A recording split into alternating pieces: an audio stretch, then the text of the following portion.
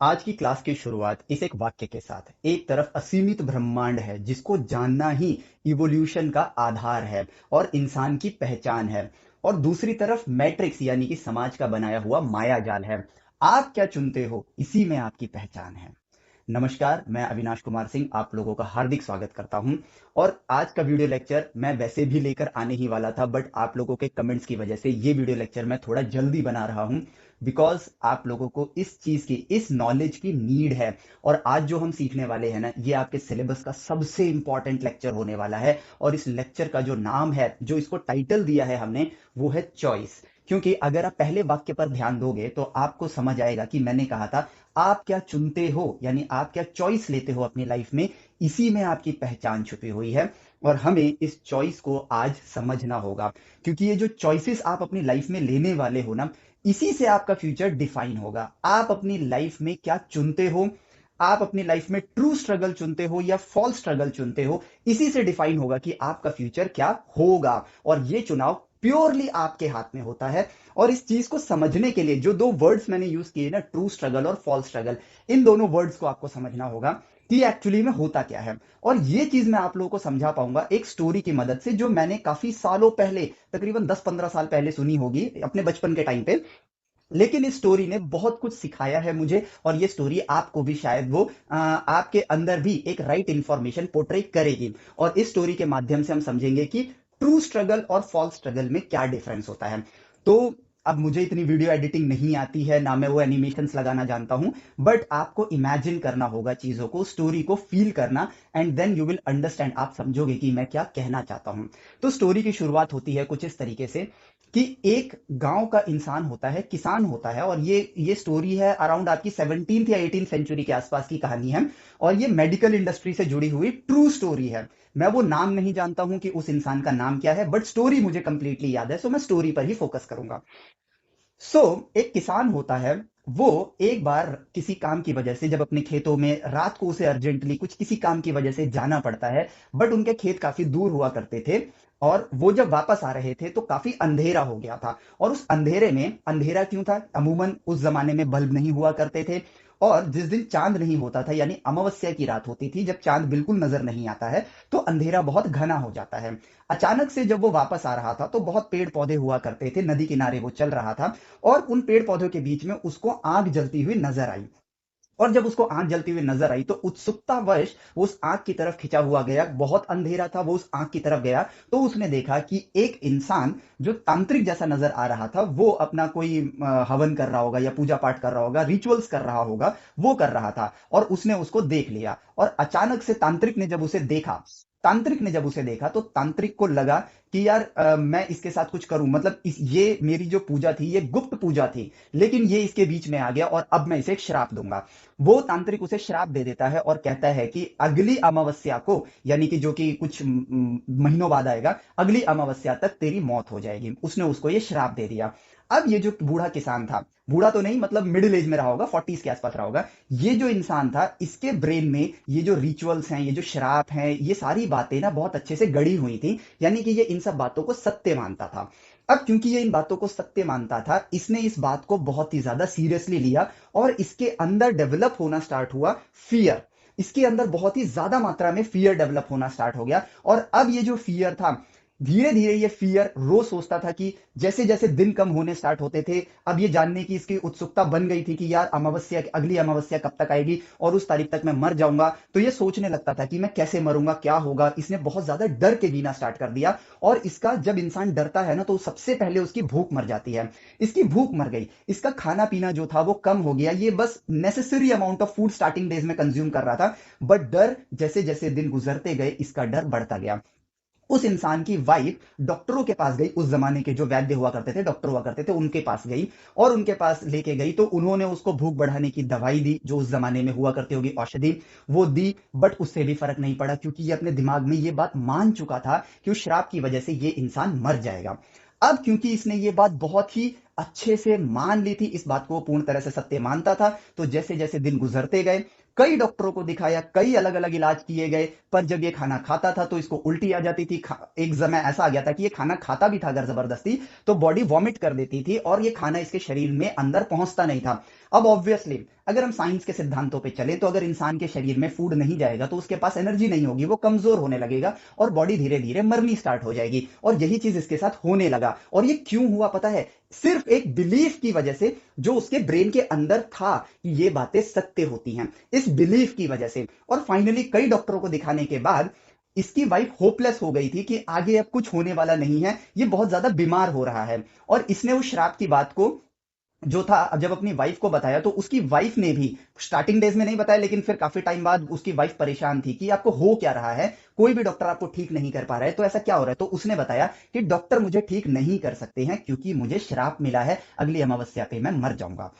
अब यहां पर क्या हुआ, वाइफ ने भी अपने होप्स को कंप्लीटली खत्म कर दिया कि अब बस हमें दिन गिनना है और इससे ज्यादा हम कुछ नहीं कर सकते हैं। लेकिन फिर भी उसकी वाइफ के मन में आया कि क्यों ना एक बार और किसी डॉक्टर को दिखा लिया जाए, क्या पता अगर अमावस्या वाले दिन इनकी डेथ नहीं हुई। इनकी होप भी ना गलत वे में ही आ रही थी, मतलब रॉन्ग इन्फॉर्मेशन को ही ये राइट मानते थे, इसलिए गलत वे में कि अगर किसी तरह इनको अमावस्या वाले दिन बचा लिया जाए दवाइयों की मदद से तो शायद श्राप का असर खत्म हो जाए, वो ये सोच रही थी। तो उन्होंने एक अटेम्प्ट और मारा और एक डॉक्टर के पास पहुंचे। अब ये जो डॉक्टर था ना, ये बाकी डॉक्टरों की तरह यूजुअल वे में ट्रीटमेंट नहीं किया करता था। इसके लिए ना डॉक्टरी का पेशा सिर्फ अर्निंग का पार्ट नहीं था, नॉलेज गेनिंग का एक पार्ट था। ये जानना चाहता था कि किसी भी बीमारी को, जिन बीमारियों का इलाज हम ढूंढ चुके हैं उनको तो हम ठीक कर सकते हैं, लेकिन जिन बीमारियों का इलाज हमारे पास नहीं है, ये इंसान बहुत क्यूरियस इंसान था। तो अब यहां पर इस डॉक्टर के पास जब ये पेशेंट आया तो इसने स्टार्टिंग डेज में उसको दवाइयां दी, बट फर्क नहीं पड़ा। अब फाइनली 3-4 दिन दवाइयां देने के बाद जब डॉक्टर ने पूछा कि आप कैसे हो, रिकवरी हो रही है, तो उन्होंने बताया, उनकी वाइफ ने बताया कि इनमें कोई रिकवरी नहीं है, बल्कि अब तो जैसे जैसे दिन गुजर रहे हैं ये और बुरी हालत में आते जा रहे हैं। और उनकी वाइफ ने फिर उन डॉक्टर को शराब वाली बात भी बताई। डॉक्टर ने ही उनसे कहा था कि आपको मुझे खुल के बताना होगा कि इसका कारण क्या है, आपको जो पता है वो मुझे बताओ। तो उनकी वाइफ ने इस शराब की बात बताई और फिर यहां पर डॉक्टर ने सोचा कि यार ये वो इलाज है, ये वो प्रॉब्लम है जिसका कोई इलाज नहीं है। तो डॉक्टर ने सोचा कि अमावस्या आने में अभी कुछ दिन बाकी हैं, अगली अमावस्या आने में अभी कुछ दिन बाकी हैं, तो क्यों ना इस चीज को एज अ स्टडी किया जाए, इस चीज को समझा जाए और इस प्रॉब्लम का भी सॉल्यूशन ढूंढा जाए। और अब ध्यान से देखना, यहां पर दो इंसान हैं। एक इंसान जो अपने बिलीफ की वजह से अपनी लाइफ के साथ स्ट्रगल कर रहा है जीने के लिए, और दूसरी तरफ एक दूसरा इंसान है जो एक ऐसी प्रॉब्लम के सॉल्यूशन को ढूंढने के लिए स्ट्रगल करने वाला है जिसके बारे में कोई जानकारी अवेलेबल नहीं है। और इन्हीं दोनों स्ट्रगल्स को अगर हम ध्यान से देखें तो एक स्ट्रगल को मैंने कैटेगराइज किया है फॉल्स स्ट्रगल, जो कि वो इंसान है जो कि एक रॉन्ग बिलीफ की वजह से, मैट्रिक्स के माया जाल के बनाए हुए बिलीफ की वजह से जो स्ट्रगल कर रहा है, उसको मैंने यहां पे बोला है फॉल्स स्ट्रगल। और जो वो डॉक्टर स्ट्रगल कर रहा है ऐसी बीमारी का इलाज ढूंढना जिसके बारे में कहीं किताबों में भी नहीं लिखा हुआ है, उस स्ट्रगल को मैंने नाम दिया है ट्रू स्ट्रगल। तो यहां पर दो इंसान हैं, एक फॉल्स स्ट्रगल कर रहा है जो कि पूरा समाज करता है, और एक दूसरा इंसान है यानी कि वो डॉक्टर है जो ट्रू स्ट्रगल कर रहा है, जो इस समाज में कोई करना नहीं चाहता है। इस डॉक्टर से पहले भी कई डॉक्टर आए थे, उन्होंने भी उसका इलाज किया, लेकिन उन्होंने भी कहा कि भाई जो हम, जिसके बारे में हम जानते नहीं उस पर हम लोग फोकस करते नहीं है। तो यहां पर चुनाव था, इस डॉक्टर के पास भी एक चुनाव था कि यार छोड़ो ना, बहुत से पेशेंट आते हैं और कई मर भी जाते हैं, ये भी मर जाएगा तो क्या फर्क पड़ेगा। But he had a choice कि अब मैं यूजुअली चलने देता हूं, जैसे मैट्रिक्स में चल रहा है वैसा ही चलने देता हूं, या फिर मैं इस चीज की जिम्मेदारी लेता हूं और कुछ नया खोजने की कोशिश करता हूं। और यहीं पर डॉक्टर ने सोचा कि एक्चुअली में ये बीमार नहीं है, ये मेंटली बीमार है, इसके अंदर एक बिलीफ है जिसकी वजह से उसने जब इस चीज की जिम्मेदारी ली तो उसने ट्रू स्ट्रगल करना स्टार्ट किया और उस स्ट्रगल के जरिए उसको ग्रोथ मिली।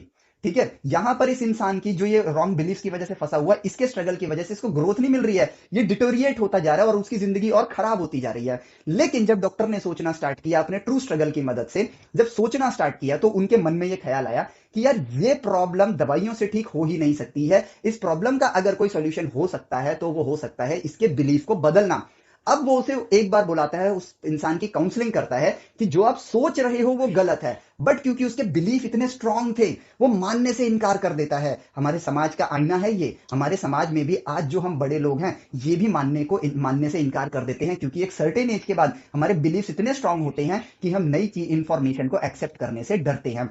सेम उसी पर्सन ने किया, उसने नई इंफॉर्मेशन को एक्सेप्ट करने से मना कर दिया। उसने बोला आप ही मात्र एक इंसान हो, इंसान के जीने से पहले और मरने के बाद क्या होता है इसकी जानकारी आपको नहीं है। वो उल्टा डॉक्टर को ही ज्ञान दे रहा था। लेकिन फिर डॉक्टर ने कहा, कहा नहीं सॉरी, सोचा, उस इंफॉर्मेशन को लिया अपने ब्रेन के अंदर जो उस इंसान ने दिया, और ये बात समझ आई कि इसका बिलीफ सिस्टम बहुत ज्यादा स्ट्रांग है। देन ही रियलाइज्ड कि उसने सोचा कि यार अभी से 4 या 5 दिन बाद अमावस्या आने वाली है, एंड डेफिनेटली इसका फियर इतना ज्यादा बढ़ता जाएगा कि ये डेफिनेटली मर जाएगा, क्योंकि इसने खाना छोड़ रखा है, महीने हो चुके हैं इसने सही से खाना नहीं खाया, और ये बॉडी एकदम वो पतला सा हो चुका था, उसकी हड्डियां दिखनी स्टार्ट हो गई थी, इतना पतला हो गया था वो, and he is about to die. ये डॉक्टर को पता था। तो डॉक्टर ने क्या किया, डॉक्टर ने ये आइडिया लगाया कि क्यों ना उस जमाने में जो भी पुलिस वगैरह रही होगी, वहां की जो भी प्रजातंत्र में जो भी पुलिस वगैरह का सिस्टम होगा, उनकी मदद ली, और वो गए उसी तांत्रिक के पास। उस लोकेशन को उनकी वाइफ के जरिए उन्होंने पता किया, और उस आदमी के जरिए भी पता किया होगा। उस जगह पर गए और उस तांत्रिक को पकड़ा। अब क्योंकि डॉक्टर के अंदर ये बिलीफ नहीं था, वो जानता था ये सब फेक चीजें होती हैं, तो डॉक्टर ने पुलिस वालों के, अब डॉक्टर का एक नाम है, पहचान है, एक ओहदा है, तो उसने पुलिस वालों के जरिए इस आदमी को गिरफ्तार करवाया और थोड़ा सा टॉर्चर करवाया, और ये बोला, मतलब थोड़ा सा 3rd डिग्री या 2nd डिग्री टॉर्चर करवाया होगा। और फिर ये बोला कि तुझे उस पेशेंट के पास जाकर सिर्फ इतना बोलना है कि मैं अपना श्राप वापस लेता हूं। ध्यान से सुनना, सिर्फ ये बोलना है कि मैं अपना श्राप वापस लेता हूं। और जब, क्योंकि वो तांत्रिक पिटा था, तो इंसान ही पिटा, डर के मारे उसने बोला यस मैं कर दूंगा ऐसा। तो जब उसे लेकर आए, और तांत्रिक को फ्रीली आना था, तांत्रिक को बोला गया था कि भाई ऐसा नहीं है कि हम तुझे पकड़ के लाएंगे, तुझे फ्रीली आना पड़ेगा और माफी मांगनी पड़ेगी, ये बोलना पड़ेगा कि उस वक्त मैं शायद क्रोधित हो गया था और मैंने तुझे श्राप दे दिया, बट अब मुझे रियलाइज हुआ कि एक इंसान के जीवन की क्या कीमत होती है, इसलिए मैं अपना श्राप तुझसे वापस लेता हूं। अब तू नहीं मरेगा अगली अमावस्या को, ऐसा बोलना है। तो तांत्रिक आया, उसने एज इट इज ऐसा बोला, और डॉक्टर ने यहां एक दूसरा सेटअप बनाया था कि तांत्रिक के ऐसा बोलने के बाद, तांत्रिक ने जब ऐसा बोला तो उसके ब्रेन को शांति मिली, और उसने फिर खाने को एक्सेप्ट किया, उसने खाना खाया। और फिर उसने क्या किया, डॉक्टर ने क्या किया कि जब उसे खाना खिला रहा था तो खाने के साथ उसने लास्ट में एक उल्टी की दवाई खिला दी, ताकि इसको जबरदस्ती एक उल्टी आ जाए। तो जैसे ही उसने खाया, पेट में कुछ होगा तभी तो उल्टी आएगी, जैसे ही कुछ खाया, वॉमिट किया, क्योंकि उल्टी की दवाई दी थी उसने, जैसे ही वॉमिट किया, तो उसने जब वॉमिट कर रहा था तो एक बाल्टी में वॉमिट करा और उसकी आंखों को ढक लिया, और उस बाल्टी के अंदर 3-4 छिपकलियां डाल दी, उसी उल्टी के ऊपर 3-4 छिपकलियां डाल दी, और उसने बोला कि ये देखो, तांत्रिक ने अपना शराब वापस लिया, उसने एक्चुअली में वो जो राख तुम्हारे ऊपर फेंकी थी, उस राख के अंदर छिपकली के अंडे थे, और ये तुम्हें अंदर से खा रही थी, और अब तुम्हारे को एक बिलीफ मिल चुका है। उस डॉक्टर ने उसको प्योरली बिलीव करवा दिया कि तांत्रिक ने शराब भी वापस ले लिया, छिपकलियां भी बाहर आ गई तुम्हारे शरीर के अंदर से, एंड अब तुम ठीक हो जाओगे। एंड व्हाट हैपेंड, उसका बिलीफ जो बोलने से नहीं बदल रहा था, इस एक एक्सपेरिमेंटल वे से उसके बिलीफ में इतना चेंज आया। मतलब वो तंत्र मंत्र को तो अभी भी मानता है, शराब को तो अभी भी मानता है, बट द थिंग इज कि उसको उन्होंने चीट किया, डॉक्टर ने उसके बिलीफ के साथ चीट किया और उस पेशेंट को ठीक कर दिया। और यहां से मेडिकल सेक्टर के अंदर एक नए तरह की सेक्टर शुरू हुआ, ब्रेन को स्टडी करना, और ब्रेन न्यूरोलॉजी या साइंस, ये एक नया पूरा का पूरा डिपार्टमेंट ग्रो हो गया, जिसकी वजह से आप भी जानते हो कि आज हम ब्रेन के बारे में इतना जानते हैं कि हम एआई तक क्रिएट कर रहे हैं। तो इट मींस वो एक छोटी सी चीज की वजह से, वो एक छोटी सी थिंकिंग की वजह से, उस एक ट्रू स्ट्रगल की वजह से ह्यूमैनिटी कितनी इवॉल्व करनी स्टार्ट हो गई। अब इस कहानी के सार को समझते हैं। इस कहानी के सार को यह समझ आता है कि जब इंसान फियर में रहता है ना, उसकी लाइफ आगे चल के बेकार ही हो जाती है। जब इंसान फॉल्स स्ट्रगल में करता है, फियर की वजह से फॉल्स स्ट्रगल आता है, और सेल्फ मोटिवेशन एंड क्यूरियोसिटी की वजह से आपको ट्रू स्ट्रगल मिलता है। अब आपके जो क्वेश्चंस हैं कि हम 11th-12th में हमें स्ट्रगल करना है, और कई बच्चों ने कहा है कि सर हम चाहे कितना भी राइट वे ऑफ एजुकेशन में हम आगे बढ़ें, बट हमें, हमारे पास टाइम नहीं बचता है, हमें इन दी एंड एग्जाम तो देना ही पड़ेगा, हम टाइम कैसे निकालें, हम अपने आप को राइट वे ऑफ एजुकेशन की तरफ कैसे लेके जाएं। तो यहां पर बात आती है चॉइस। आप क्या चुनते हो ये डिपेंड करेगा। ध्यान से सुनना, जिस मैट्रिक्स में आप रह रहे हो ना, ये मैट्रिक्स खत्म नहीं होगा। आपको यहां पर चॉइस लेनी होगी अपने लिए। आप सब लोग चाहते हो कि आप इनकी तरह बनो, लेकिन आप यहां पर डरते हो। ध्यान से सुनना, इसको गलत वे में मत लेना, इसको बुरा फील मत करना, बट इस चीज को ये समझना कि आपकी प्रॉब्लम क्या है, तभी तो आप उस चीज का इलाज कर पाओगे। आप डरते हो कि अगर जेई नहीं हुआ तो क्या होगा, नीट नहीं हुआ तो क्या होगा। इन बातों को हमें समझना होगा। लेकिन यहां पर ध्यान से अगर सोचा जाए, तो अगर हम फैक्ट को देखें कि अगर मैं इस जेई और नीट के दायरे से अगर ऊपर उठ के सोचूं और ये कहूं कि अगर ज्ञान ही नहीं हुआ तो क्या होगा, अगर मैं फियर में भी, ट्रू फियर और रॉन्ग फियर में इसको कैटेगराइज करूं, तो मुझे ये ज्यादा डर नहीं होना चाहिए कि जेई नहीं हुआ तो क्या हुआ, नीट नहीं होगा तो क्या होगा। ये तो मैट्रिक्स का बनाया हुआ एक माया जाल है मात्र, ठीक है।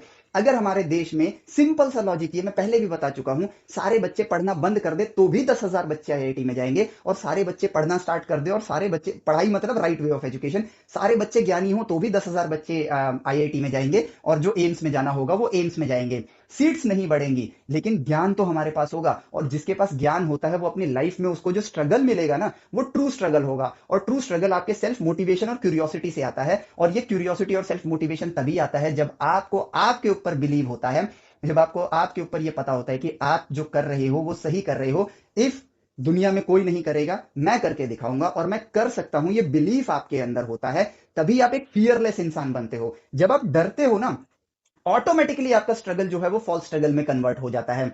मुझे जेई निकालना है, मुझे एम्स निकालना है, मुझे नीट निकालना है, और मैं यहां पर ये चीज सोचता हूं कि यार मैं इन पेपर पर फोकस करता हूं, इनके अंदर क्या इंपॉर्टेंट क्वेश्चंस आते हैं इन पर फोकस करता हूं। ट्रस्ट मी, ट्रस्ट मी, अगर आपने जेई निकाल भी लिया, आपने नीट निकाल भी लिया, तो भी आप इस लिस्ट में अपना नाम दर्ज नहीं करा पाओगे। और मैं यहां पर इस बात को मैं नहीं प्रूव करूंगा, स्टेटिस्टिक्स प्रूव करेंगे। इंडिया के पास मेडिकल सेक्टर के अंदर और इंजीनियरिंग सेक्टर के अंदर, या मैं कहूं इन शॉर्ट साइंस की फील्ड के अंदर, नोबेल प्राइज है? आजादी के बाद एक भी नोबेल प्राइज नहीं है। और ये साबित करता है कि यार यहां पर ज्ञान नहीं है, यहां भेड़ चाल है, हमें इस भेड़ चाल से बाहर निकलना पड़ेगा। इन लोगों की अगर आप हिस्ट्री उठा के देखते हो, तो इनके एकेडमिक्स तो बहुत लो थे, बट इनका नाम इतिहास के पन्नों में ऐसा अमर हो चुका है कि ये कभी मिटने वाला नहीं है। क्यों नहीं मिटने वाला है? क्योंकि इन्होंने अपने ऊपर ट्रस्ट किया, इन्होंने अपने आप को सेल्फ डिपेंडेंट बनाया, इन्होंने ज्ञान नेचर से लिया, इन्होंने ज्ञान पर फोकस किया, मार्क्स पर फोकस नहीं किया, इन्होंने चॉइस दी। इनकी एकेडमिक्स क्यों खराब होती थी? मान लेते हैं हम एल्बर्ट आइंस्टाइन की बात करते हैं, या आपका ये थॉमस अल्वा एडिसन, इनकी स्टोरी तो आप लोगों ने ज्यादा सुनी है। तो ये लोग फोकस करते थे उसी एक सब्जेक्ट पे, जैसे रामानुजन, इंडियन मैथमेटिशियन, इनकी एकेडमिक्स क्यों खराब होती थी? रामानुजन का ही एग्जांपल लेता हूं, इनको मैथ्स पसंद थी, सो ही कंप्लीटली फोकस्ड ऑन मैथ्स, तभी तो नाम बना पाए। चॉइस, इनके पास भी चॉइस थी। क्या इनके पेरेंट्स इन्हें नहीं डांटते थे? रामानुजन की मूवी देखिए, आपको समझ आएगा। इनके पेरेंट्स भी इनसे नाराज हुआ करते थे, बहुत डांट दिया करते थे, सोसाइटी इनको डांट दिया करती थी, या ये दुत्कार दिया करते थे, but he has a choice कि मैं क्या करूं, सोसाइटी को खुश करूं या अपने अपने सपने पे फोकस करूं। उन्होंने अपने सपने पे फोकस किया, और वो सोसाइटी जो इन्हें डांटती थी, वो लोग जो इनको ज्ञान दिया करते थे, रॉन्ग इंफॉर्मेशन दिया करते थे, अरे तेरा कुछ नहीं होगा, क्या उनका नाम आप जानते हो? नहीं जानते हो। He made his name in the golden letters in the history, but वो लोग विलुप्त हो गए, पता भी नहीं चला। जब आप अपने सपने पे फोकस करोगे ना, आपका नाम सुनहरे अक्षरों से लिखा जाएगा। लेकिन जब आप समाज के माया जाल को डर की वजह से फॉलो करना स्टार्ट कर दोगे, आपका नाम कब विलुप्त हो जाएगा पता भी नहीं चलेगा, आप कौन हो आपको पता भी नहीं होगा। हम पढ़ क्यों रहे हैं, सबसे इंपॉर्टेंट बात यह है। लेकिन हमें लगता है कि हम पढ़ रहे हैं, हम यहां पर पढ़ क्यों रहे हैं? इस क्वेश्चन का अगर जवाब ढूंढना स्टार्ट करें, तो भाई ऑब्वियस आंसर आता है कि फ्यूचर में हमारी लाइफ सेटल हो, हम पैसा कमा सके, हम मनी अर्न कर सके। लेकिन आपको पता है, इस लिस्ट में बैठा हुआ कोई भी इंसान गरीब नहीं है। हाँ, इनकी इनकी डेथ जल्दी हो गई थी, और इस बात का हमारी पूरी ह्यूमैनिटी को बहुत अफसोस है कि इनकी डेथ 31 की एज में हो गई थी। अदरवाइज ये भी one of the richest person होते। इनमें से कोई भी गरीब नहीं है, इनमें से किसी की भी एकेडमिक्स अच्छी नहीं है, इनमें से कोई भी आईआईटी ऑक्सफोर्ड कैम्ब्रिज से पढ़ा हुआ नहीं है। जब इनका नाम बन गया था तो ये पढ़ाने जरूर जाते थे, वहां पे काम जरूर किया है इन्होंने, लेकिन इनमें से कोई वहां से पढ़ा नहीं है। अचानक से ये लोग इतने एक्स्ट्राऑर्डिनरी कैसे हो जाते हैं? Because they have taken the right choice. इन्होंने अपने सपने पे फोकस किया। ध्यान से सुनना इस बात को, और ध्यान से समझना इस बात को। पैसा कमाना कोई मुश्किल काम नहीं है, क्योंकि हम लोगों की एक मानसिकता बन जाती है। आप छोटे बच्चे कच्ची मिट्टी के घड़े की तरह होते हो, कच्ची मिट्टी की तरह होते हो। आपको ये मैट्रिक्स अभी ढाल रहा है, और जैसा वो आप ढल जाओगे, घड़ा जब बन रहा होता है तो गीली मिट्टी का होता है, उसको जैसा चाहे वैसा शेप दिया जा सकता है, और अभी आपकी वही एज है। लेकिन एक सर्टेन टाइम के बाद जब घड़ा पक जाता है तो उस शेप में ढल जाता है। अब उसको मोड़ने की कोशिश करोगे तो वो टूट जाएगा। आफ्टर अ सर्टेन एज, जिसको मैं 20-21 साल की एज ऑन एन एवरेज लेता हूं, इसके बाद आप पक्की मिट्टी के घड़े बन जाते हो। फिर आपका जो आपकी जो आइडियाज आपके अंदर, जो जो न्यूरो प्लास्टिसिटी आपके अंदर हो चुकी है, जो आपने, जैसा समाज ने आपको ढाल दिया, आप उसी गंगा की धारा में बहते हुए जाओगे। जहां वो धारा बह रही है आप उधर ही निकलते जाओगे। जैसा समाज पहले चल रहा था आप भी वैसे चल रहे होगे। और अब आपको ट्रांसफॉर्म करना इज अ चैलेंज। आपको नेक्स्ट टू इम्पॉसिबल हो जाएगा इस चीज को समझना, और आप इस मैट्रिक्स की जिंदगी में खोए खोए रह जाओगे। एक तरफ आप सपने देखते हो इन जैसे महान इंसानों की तरह बनना, और ये सोचते हो कि मैं आगे चल के इवोल्यूशनरी काम करूंगा, लेकिन फिर आपकी लाइफ एक प्रिडिक्टेबल लाइफ हो जाती है। पता है क्यों? जस्ट बिकॉज ऑफ फियर, डर की वजह से, कि यार 10th में नंबर कम आ गए तो क्या होगा, जेई नहीं निकला तो क्या होगा, नीट नहीं निकला तो क्या होगा। लेकिन इन एग्जाम्स, ये एग्जाम्स गलत नहीं होते हैं, ध्यान से समझना, लेकिन हमारा रास्ता गलत होता है इन एग्जाम तक पहुंचने के लिए। हमारा प्राइम फोकस नॉलेज पे नहीं जाता है, हमारा प्राइम फोकस डर की वजह से इन एग्जाम्स की तरफ जाना स्टार्ट कर देता है। आप इमेजिन करो, मैं एक ऐसी फैक्ट्री खोलता हूं जो कि 10 लाख लीटर, 10 लाख लीटर, और एक और एग्जांपल ले लेता हूं, दो फैक्ट्रियां खोलता हूं। एक फैक्ट्री में 10 लाख लीटर दूध आता है और पनीर बनाता है, ठीक है। 10 लाख लीटर दूध डालता हूं और मात्र 10,000 किलो का ही, 10 लाख लीटर, और उसमें से मात्र 10,000 लीटर ही दूध पनीर में कन्वर्ट होता है, बाकी 9,90,000 लीटर दूध जो है वो वेस्ट हो जाए। क्या ये फैक्ट्री अच्छी फैक्ट्री है? नहीं है। और दूसरी फैक्ट्री में तो 30 लाख 40 लाख लीटर दूध आ रहा है, और उसमें से सिर्फ 1,000 1,500 लीटर दूध ही मेरे काम आ रहा है, पनीर बन के निकल रहा है। क्या ये फैक्ट्री अच्छी है? क्या ये फैक्ट्री वर्थ इट है? नहीं है। क्या ऐसा तो नहीं, ऐसा भी तो हो सकता है कि 10 लाख लीटर दूध आए और 10 लाख लीटर दूध ही पनीर में कन्वर्ट हो, और बेशक आप उसमें से 10,000 लीटर जो दूध है वो पनीर प्राइम सेक्शन में रख दो, 9,90,000 का पनीर कहीं और रख दो, बट स्टिल पनीर तो बना। और जब ये पनीर बना तो ये काम ही आएगा नेशन के, और ये पनीर, ये दूध जो है इवॉल्व ही हुआ है, ये डिटेरिएट नहीं हुआ है। और ये 10 लाख लीटर और 30 लाख लीटर का मतलब है जेई मेंस और आपका नीट का एग्जाम। लॉजिक के साथ कनेक्ट करो। आपके पास चॉइस है, आपको क्या चुनना है, आपको यही तो बनना है, क्योंकि यही लोग तो आपके इंस्पिरेशन हैं।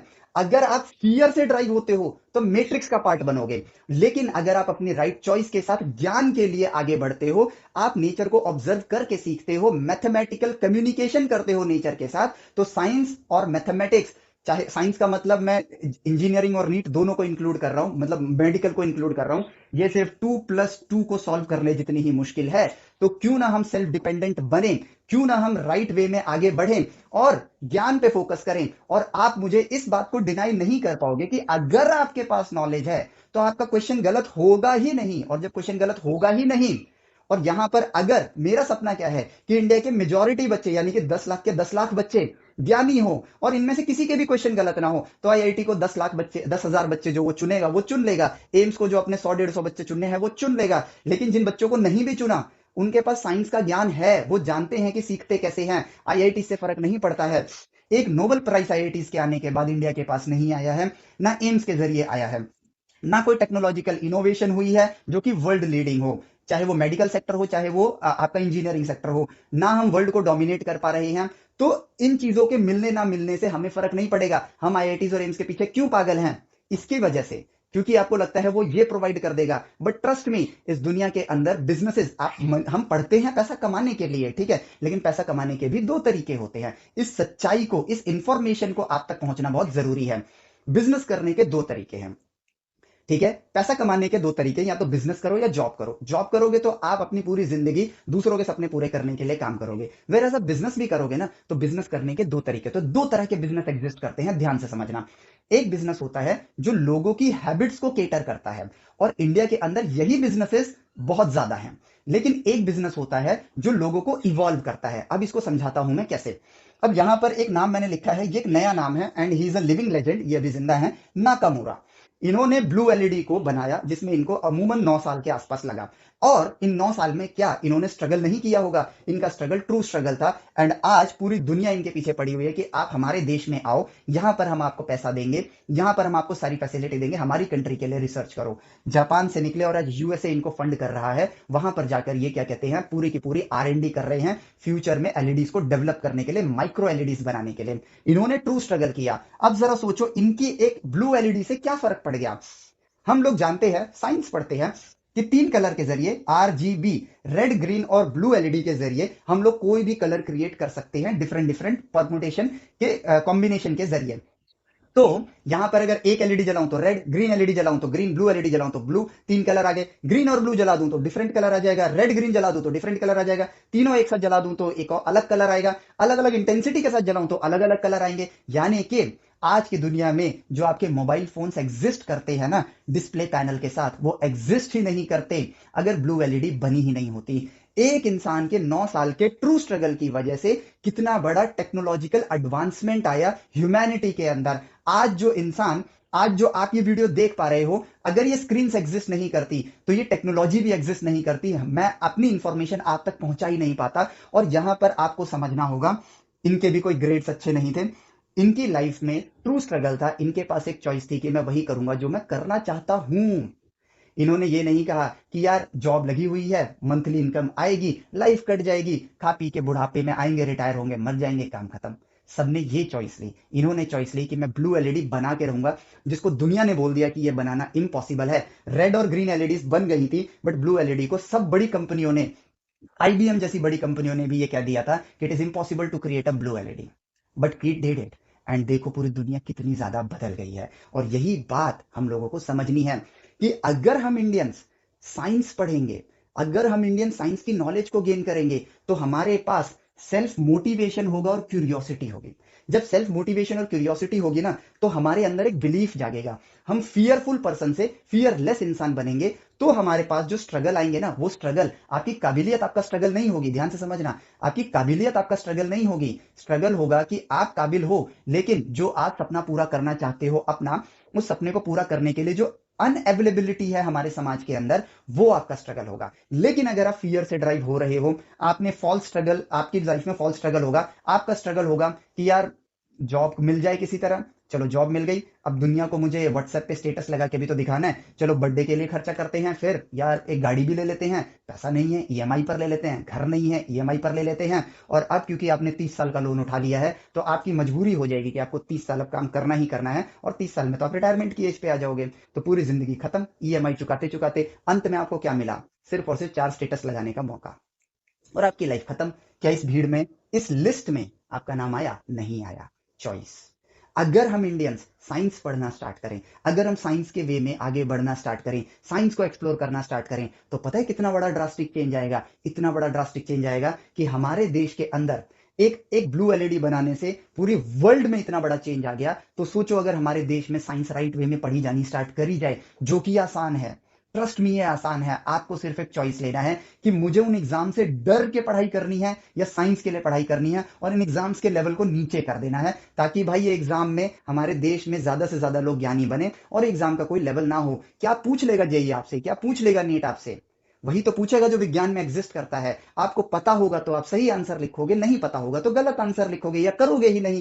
As simple as that. लेकिन इन एग्जाम का फोमो नहीं क्रिएट करना है, इन एग्जाम का फियर नहीं क्रिएट करना है। फियर रखना ही है तो फियर तो रखना ही नहीं है, लेकिन सोच रखनी है तो इस बात की रखो कि क्या आप ज्ञानी हो।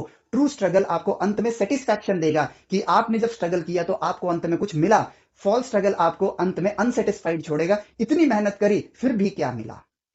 अनसेटिस्फैक्शन की वजह से ही दिमाग के अंदर एंजाइटी और डिप्रेशन आते हैं, और लाइफ में इंसान कभी खुल के हंसता नहीं है। फिर वो शो ऑफ की लाइफ जीना स्टार्ट कर देता है, क्योंकि कुछ नहीं से तो कुछ ही अच्छा। और यही पे होता है कि आप अगर फॉल्स स्ट्रगल कर रहे हो तो आपकी फ्यूचर की लाइफ प्रिडिक्टेबल है। आप क्या करने वाले हो सबको पता है, हर कोई बता सकता है, इवन आप खुद प्रिडिक्ट कर सकते हो। लेकिन अगर आप ट्रू स्ट्रगल करते हो तो आपके फ्यूचर में कितने बड़े चेंजेस ला सकते हो इन लोगों की तरह। और अभी एग्जांपल में नाकामुरा का बात कर रहे हैं, तो इनकी तरह पूरे की पूरी दुनिया बदल सकती है। One man can change the world, ये सिर्फ बोलने वाली बात नहीं है, ये सच्चाई है, ये एग्जिस्ट करती है। अगर आप मेडिकल सेक्टर के अंदर जा रहे हो और आप ये सोचते हो कि आपने नीट का एग्जाम निकाल के डॉक्टर बन गए हो और अब आप लोगों का इलाज कर रहे हो, तो आप नहीं करोगे तो कोई और कर देगा। ऑब्वियसली यहाँ पर जैसे इंजीनियरिंग के अंदर मशीनों को चलाना सीख रहे हैं लोग, बनाना नहीं, चलाना सीख रहे हैं, उसी तरह मेडिकल सेक्टर के अंदर इंडियंस सिर्फ और सिर्फ ये जानते हैं कि पहले से जिन लोगों ने, जिन महान लोगों ने इन प्रॉब्लम्स का इलाज खोजा, वही चीज सीख के वही इलाज कर रहे हैं और कुछ नहीं।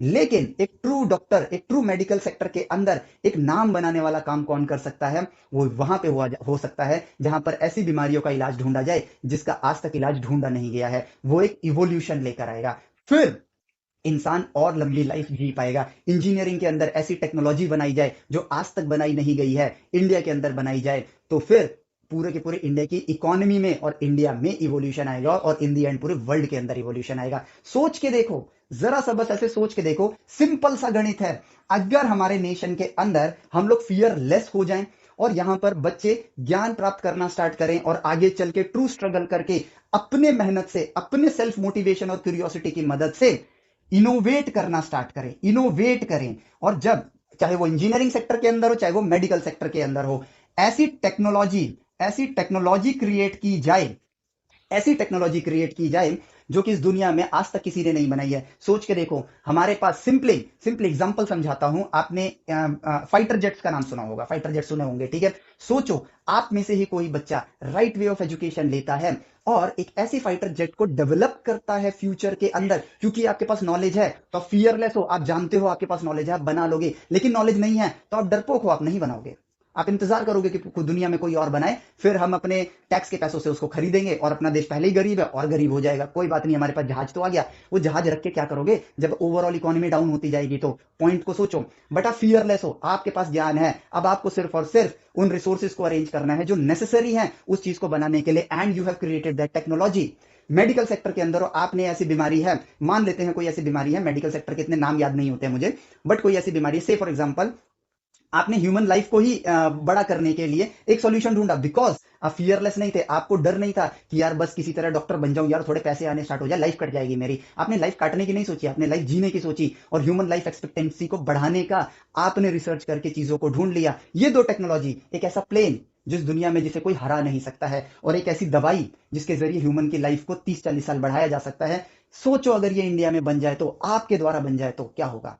पूरी दुनिया इस टेक्नोलॉजी को यूज करने के लिए पागलों की तरह इस सर्विस को यूज करने के लिए पैसा देना स्टार्ट करेगी। और वो पैसा कहां आएगा? इंडिया में आएगा। दुनिया के पास डॉलर होगा, यूरो होगा, पाउंड होगा, वो पैसा इंडिया में आएगा, इंडिया के रुपए की वैल्यू बढ़नी स्टार्ट होगी। और जब पैसा आपके नेशन में आएगा तो आपके पास पैसों का भंडार लगेगा, और जब पैसों का भंडार नेशन के अंदर लगेगा और आपके पास लगेगा, तो क्या इंफ्रास्ट्रक्चर और अच्छे से डेवलप नहीं होंगे? क्या हमारे देश की इकोनॉमी नहीं बढ़ जाएगी? बढ़ जाएगी। डेवलप्ड नेशंस क्या कर रही हैं? वो आर&डी कर रही हैं। दुनिया चैट जीपीटी बना रही है, ग्रुप बना रही है, और आपका ये डीप सीक बना रही है, क्योंकि ये दुनिया एआई की दुनिया है, रोबोटिक्स में वर्क कर रही है। और हम क्या कर रहे हैं? हम उनको आईटी की सर्विस दे रहे हैं, हम उनके लिए .NET, C++, जावा, पाइथन के प्रोग्राम लिख रहे हैं। हम मशीन बना नहीं रहे हैं, हम सिर्फ मशीन के ऑपरेटर हैं।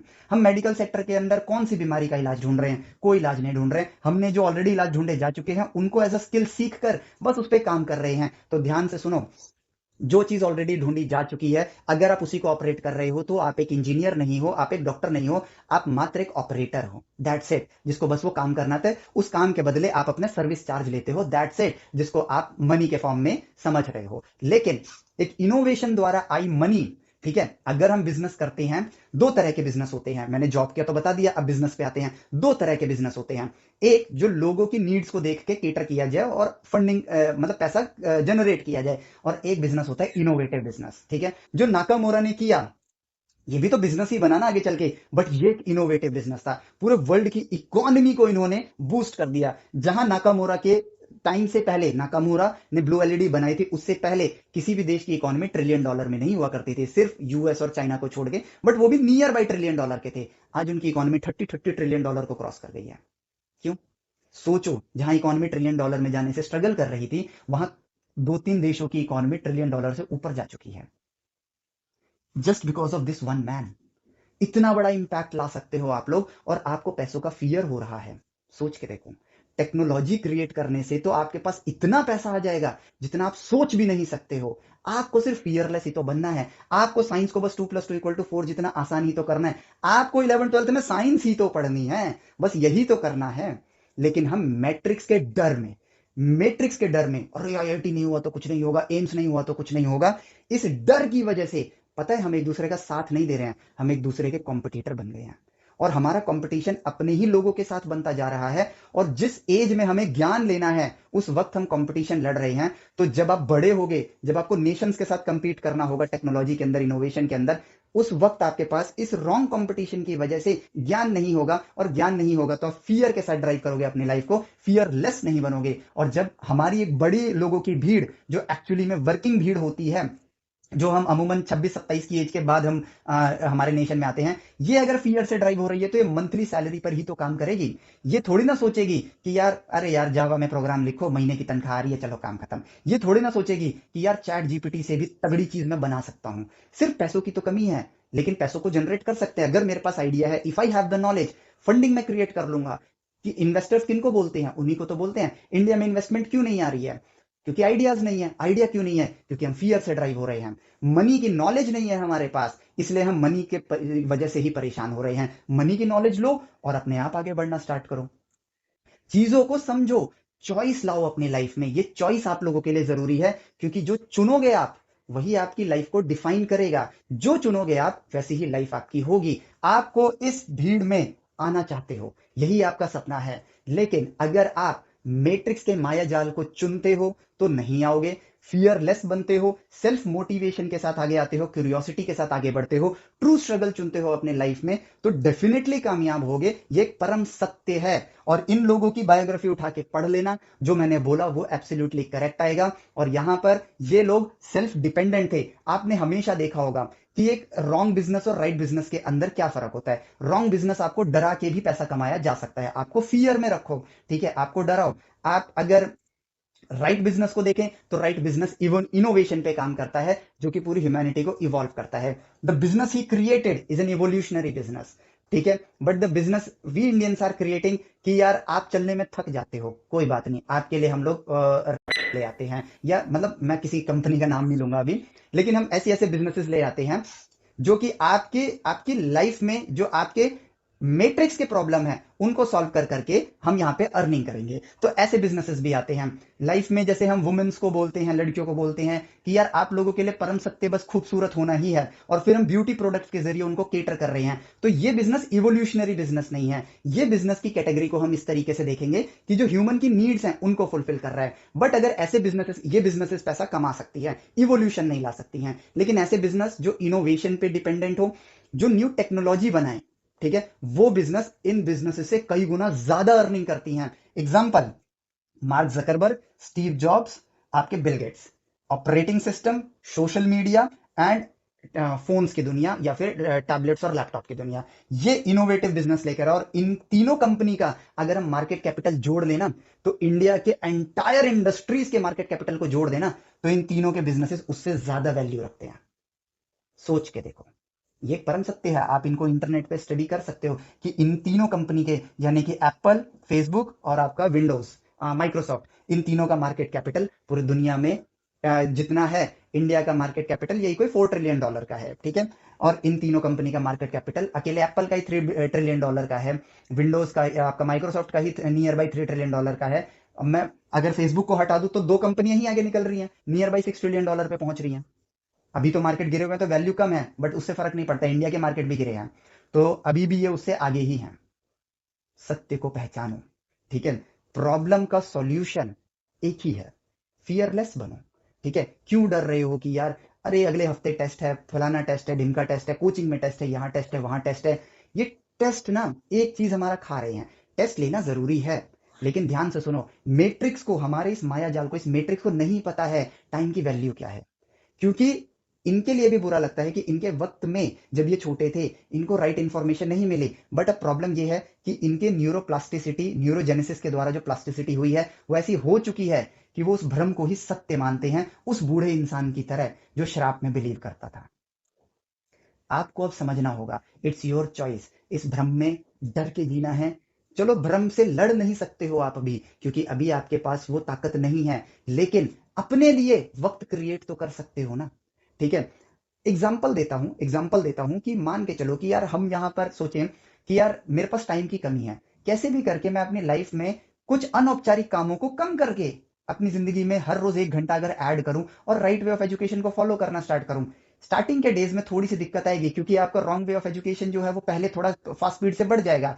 But right way of education की एक खास बात बताऊं, ये ग्राफ आप जरा समझ लेना, ठीक है, क्योंकि ये स्ट्रगल है, ठीक है, ये स्ट्रगल है। और यहाँ पे ऊपर की तरफ ट्रू स्ट्रगल है, नीचे की तरफ फॉल्स स्ट्रगल है। ठीक है, आपका रॉन्ग वे ऑफ एजुकेशन की वजह से जब आपकी 11th 12th के दिन होंगे, आपका फॉल्स स्ट्रगल बढ़ना स्टार्ट हो जाएगा।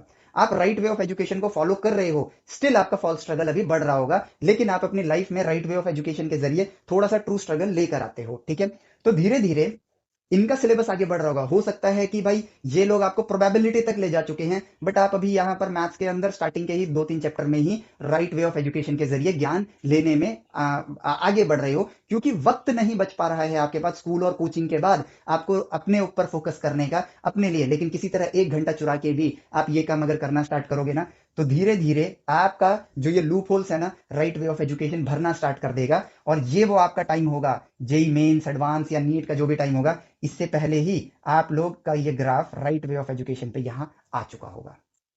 सिर्फ आपको टाइम देना है। दुनिया की सबसे कीमती चीज अगर कोई है तो वो है टाइम, क्योंकि दुनिया का सारा पैसा भी अगर खर्च कर दोगे तो एक पल नहीं खरीद सकते हो। ये बात ध्यान रखना, और इस बात को समझना। किसी इंसान ने कहा होगा, अब नाम नहीं पता है मुझे, नाम इतने याद नहीं रहते हैं, सॉरी, बट किसी इंसान ने कहा था, शिखर पर सिर्फ और सिर्फ निडर लोग पहुंचते हैं, यानी फियरलेस लोग पहुंचते हैं। तो आपको निडर बनना पड़ेगा। राइट वे ऑफ एजुकेशन से आपको कभी कोई घाटा है ही नहीं, तो इसको चुनने का चॉइस बर्बाद मत करना। ये इंपॉर्टेंट है आप लोगों के लिए। मैं ये कह सकता हूं, मैं ऑन कैमरा यहां पर चीजों को फियर के जरिए भी अपने स्टेम वेदास के बिजनेस को कंटिन्यू कर सकता हूं कि स्टेम वेदास से पढ़ोगे तभी सिलेक्शन होगा।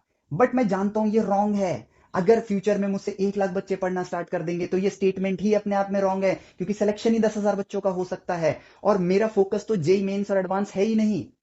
ये मेरा फोकस है इन पेपरों के लेवल को नीचे करना, आपको राइट वे ऑफ एजुकेशन के जरिए सेल्फ डिपेंडेंट बनाना, सेल्फ लर्नर बनाना। क्यों मैं सेल्फ लर्नर क्यों बोलता हूं, मैं ये क्यों नहीं बोलता हूं कि आप स्टेम वेदास से पढ़ोगे तो आपका सिलेक्शन हो जाएगा, क्योंकि ये स्टेटमेंट ही गलत है। क्योंकि अगर आप किसी पर डिपेंडेंट हो तो आप काबिल हो ही नहीं, और अगर आप काबिल नहीं हो तो आप अपने वक्त को गलत जगह जाया कर रहे हो। ये लोग खुद के दम पर आगे बढ़े हैं, स्टेम वेदास के लेक्चर्स की मदद से या स्टेम वेदास की एप्लीकेशन को यूज करके आप कामयाब बनोगे नहीं।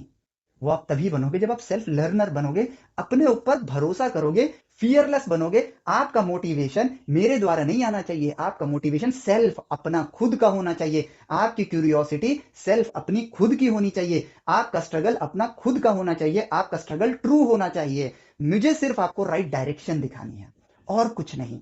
सारा सिलेबस मैं इस ऐप पे लेकर आऊंगा, लेकिन हर बार हर लेक्चर के अंदर मैं सिर्फ और सिर्फ आपको मार्गदर्शन दे रहा हूंगा कि राइट वे ऑफ एजुकेशन के जरिए ये 2+2=4 जितना आसान कैसे है। और मैं सिर्फ आपको ये सिखाना चाहता हूं, जो पुरानी आपकी न्यूरोप्लास्टिसिटी है उसको डिलीट करना चाहता हूं। मैं सेल्फ अवेयर, सेल्फ लर्नर और सेल्फ मोटिवेटिंग बच्चों को क्रिएट करना चाहता हूं, क्योंकि अभी आप कच्ची मिट्टी हो, अभी आपको ढाला जा सकता है। और जब ये वाली भीड़ फ्यूचर में, चाहे आईआईटी से पढ़ के आई हो, चाहे आईआईटी से ना पढ़ के आई हो, चाहे एम से पढ़ी हो, चाहे एम से ना पढ़ी हो, लेकिन अगर ये फियरलेस होगी ना, मैं यहां पर आज खड़े खड़े ये दावा कर सकता हूं कि इंडिया की इकोनॉमी यूएस की इकोनॉमी से भी आगे बढ़ जाएगी।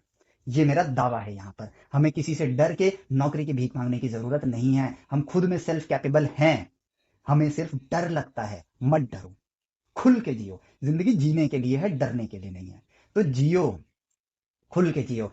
टाइम की मैनेजमेंट की प्रॉब्लम है ना, दिस इज अ प्रॉब्लम। और कामयाब लोग प्रॉब्लम के सॉल्यूशन ढूंढते हैं, वो दुनिया से पूछने नहीं बैठते हैं क्या करें क्या करें क्या करें। सबकी परिस्थितियां अलग अलग होती हैं, टाइम मैनेज करना है, बस यही आपको सॉल्व करना है। और उसके लिए डर के सोचोगे तो कभी सॉल्यूशन नहीं मिलेगा। फियरलेस होकर सोचो, सॉल्यूशन खुद ब खुद मिल जाएगा। मुझे नहीं पता कि आपकी लाइफ में क्या क्या चल रहा है, बट मुझे यह पता है कि अगर आप फियरलेस हो, सेल्फ मोटिवेटिंग हो, आप अपनी प्रॉब्लम का सॉल्यूशन खुद ढूंढ सकते हो। दैट्स इट, यही करना है आपको, और कुछ नहीं। सो बी अ लर्नर, साइंस पर फोकस करो, मैथ्स पर फोकस करो, एग्जाम्स पर नहीं।